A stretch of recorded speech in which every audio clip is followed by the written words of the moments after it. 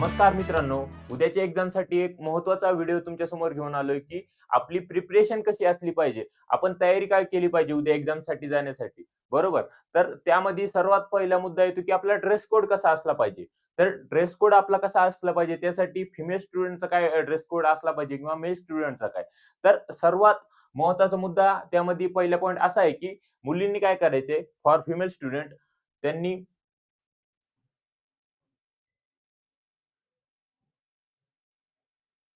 Female स्टुडंटसाठी त्यांनी half slew shirt घालायचा आहे.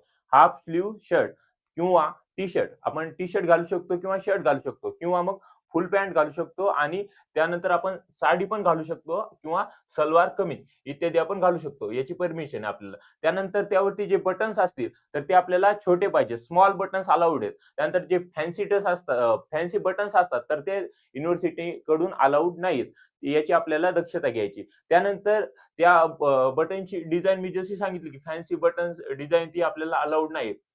त्यानंतर रिंग्स असेल, तुमची चेन असेल, त्यानंतर तुमचं जर मंगळसूत्र असेल, तर ते त्या ठिकाणी अलाउड आहे, बरोबर. परंतु तुमची रिंग्स, चेन, ऑर्नामेंट जे काही असतील ते काही अलाउड नाहीयेत. त्यानंतर वॉच असेल, त्यानंतर मोबाईल असेल, जेवढं काही इलेक्ट्रॉनिक तुमचे काही गोष्टी असतील, तर त्या पूर्णपणे अलाउड नाहीयेत.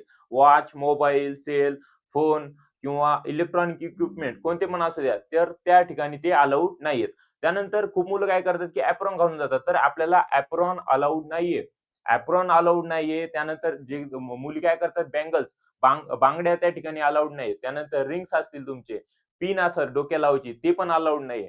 चेन किंवा नेकलेस असेल तुमचा किंवा जे काही पर्स असतील तुमच्या किंवा पर्समध्ये काही पैसे असतील, पर्स अलाउड नाहीत किंवा पैसे पण तुम्ही कॅरी करणं त्या ठिकाणी अलाऊ केलेलं नाहीये.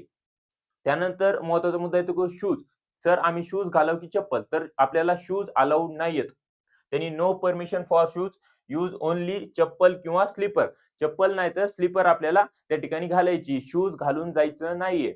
बरोबर? हे झालं फिमेल स्टुडंटसाठी. आता मेल स्टुडंटनं काय करायचं, की सर्व आपल्याला या ठिकाणी सेमच आहे. फक्त मेल स्टुडंट काय कॅरी करतात, जसे की कॅप असेल, सनग्लासेस असेल किंवा त्यांचं वॉलेट असेल, तर ते त्या ठिकाणी आपल्याला घेऊन जायचं नाहीये. एक्झाम सेंटरवरती जाण्याच्या अगोदर हे पूर्णपणे आपल्याला बाजूला ठेवायचे. जे काही कॅप असेल, तुमचे सनग्लासेस असतील किंवा पैसे असतील तुमच्याजवळ किंवा गाडीची चाबी असेल, तर हे काहीही अलाउड नाहीये. आणि मुलांनी काय करायचंय, टी-शर्ट घालायचे, एक पॅन्ट घालायची आणि टी-शर्टवर काही जास्त चित्र वगैरे काही नसले पाहिजे तुमचे. म्हणजे प्लेन शर्ट असेल तर खूपच बेटर किंवा एखादा त्या ठिकाणी चित्र असेल तर ते अलाऊ करतात. परंतु जास्त काय असे फॅन्सी ड्रेस वगैरे ते काय अलाउड नाहीत आणि मुलींनी फक्त इथपर्यंत शर्ट आपले अलाउड आहेत. म्हणजे हाल्फ स्लीव्हज ओन्ली. मुलांनी पण हाल्फ स्लीव्हज ओन्ली घालायचेत.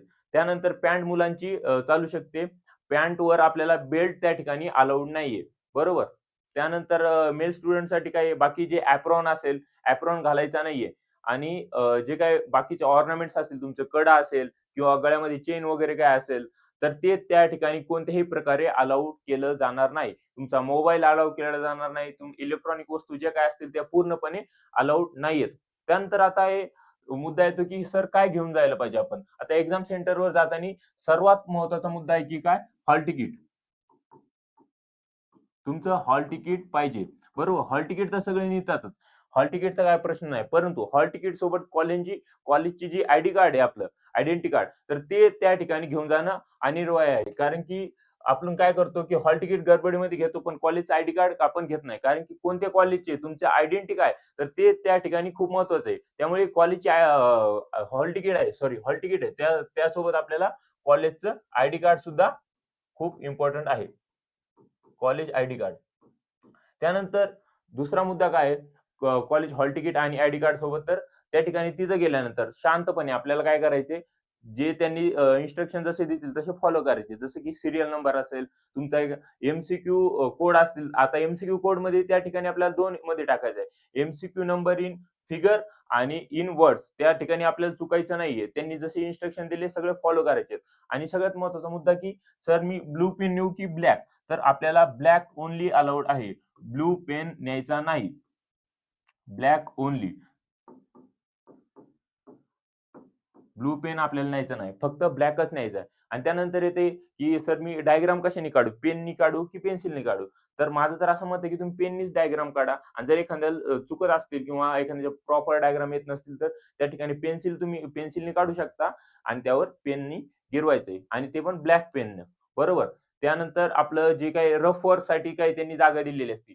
तर फर्स्ट पेज संपल्यानंतर एम-सी-क्यूचं त्या ठिकाणी रफ पेजसाठी जागा दिलेली असते त्यांनी, म्हणजे एम-सी-क्यूच्या अगोदर.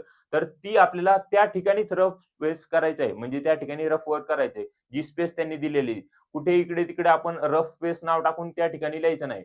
जी जागा त्यांनी दिली त्यामध्येच आपल्याला रफ वर्क करायचंय आणि त्यानंतर लास्टचा मुद्दा येतो, की आपण जेव्हा आपला पेपर संपेल, तर तेव्हा पेपर संपल्यानंतर जी काही रिकामी जागा असेल, तर त्यावर आपल्याला लाईन्स अशा मारायच्या आहेत. बरोबर. जे काही ब्लँक असतील, तर त्या ठिकाणी सगळीकडे लाईन्स मारायच्या आहेत. आणि जी काही इन्स्ट्रक्शन तुमचे इन्व्हिजिलेटर देतील ते सगळ्यांनी फॉलो करायचंय आणि जास्त काही गडबड करायची नाही. शांतपणे डोकं ठेवून सगळं काम करायचंय आणि कोणतीही गोष्ट चुकू द्यायची नाही. बरोबर. चुकल्यानंतर मग तुम्हाला जे काही रिझल्ट विथ हेल्ड वगैरे काय येतील, तर ते पुढे प्रॉब्लेम येऊ शकतात. त्यामुळे कोणतीही गोष्ट आपल्याला चुकवायची नाहीये. प्रॉपर शांतपणे शांत डोकं ठेवून सगळं आपल्याला गोष्टी करायच्या आहेत.